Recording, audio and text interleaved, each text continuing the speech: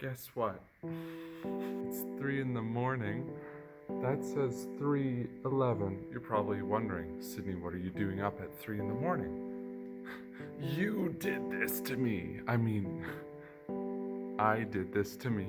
I did do the reading though, and I'm so happy to talk about it on stage. I hope you like this change of environment. Just for you, Dr. Schmidt, I have written out a somewhat of a script that I'm going to be going off of. First of all, I'd like to talk about Khoomei. My goodness, did I jump down the rabbit hole listening to Khoomei, because I found it so interesting. I honestly could not stop listening to it.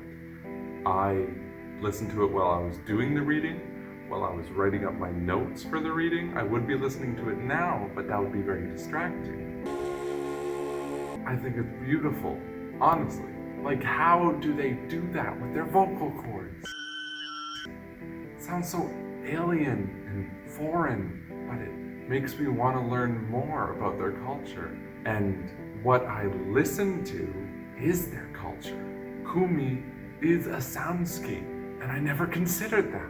This whole article broadened my definition of what a soundscape is, and it seems like soundscapes in the general sense, they're cultural. Soundscapes are all around us. You can find them walking down the streets. They're literally everywhere. The crazy thing about soundscapes is it can take you to a certain time period. It can transport you to a location. It can make you feel things, but at the same time, when listening to a soundscape, we need to be critical about it. We need to think, what is this soundscape for? Why did someone create this soundscape? What was the meaning of it? The thing that I love about soundscapes is it's a way to appreciate cultures without having to do all that boring reading. It literally transports you to what it would have been like back in the day, because Khoomei and other forms of cultural music, all soundscapes, they've all been performed for generations. So literally it's like taking that time capsule of a memory and bringing it to the modern day, and I think that's so fascinating. Speaking of time capsules, thank goodness for ethnomusicologists. I find that so cool that ever since the 1800s, whatever it said, we've been keeping track of music because it's something everyone can understand. And I was thinking, is the reason why we were tracking all these different cultures' music is because it's the only way we could understand other people's cultures, because of language barriers and cultural barriers. Like, I don't know. Food for thought. Back onto the topic of soundscapes in a Western sense. I had no idea that buskers are paid to perform in the New York subway? Aha! The Metro Union, I believe the subway wouldn't be the same without its buskers. The soundscape wouldn't be the same without its buskers. So that's why they keep their clientele happy with the good, happy tunes. Now, I learned in this reading that soundscapes can be broken up into 3 parts. Sound, ska, pe.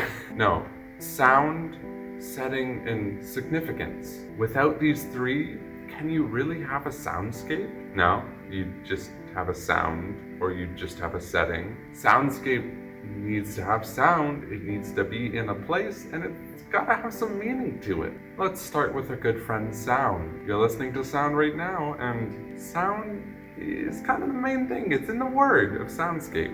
Sound and music in general connects us. Sound can evoke emotions.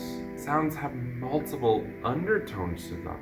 Literally everything that has multiple notes, frequencies all at once. Soundscapes can literally be made up of anything because sounds are produced everywhere in the world. And setting, it's very important because you can perform your soundscape literally anywhere. I could perform a soundscape right now, all alone to my audience of me. Or I could perform it in a concert hall or in St. Jacob's Farmers Market. Each venue or place you perform your soundscape gives off a different vibe, a different meaning to it. Last but not least, the significance of it all. Every soundscape needs a meaning, or it needs to convey emotion, at least. Something I never considered about the significance of soundscapes. People have used them in the past to hide secrets from the government in soundscape form. I think that's kind of wacky, and I don't know if that makes 100%.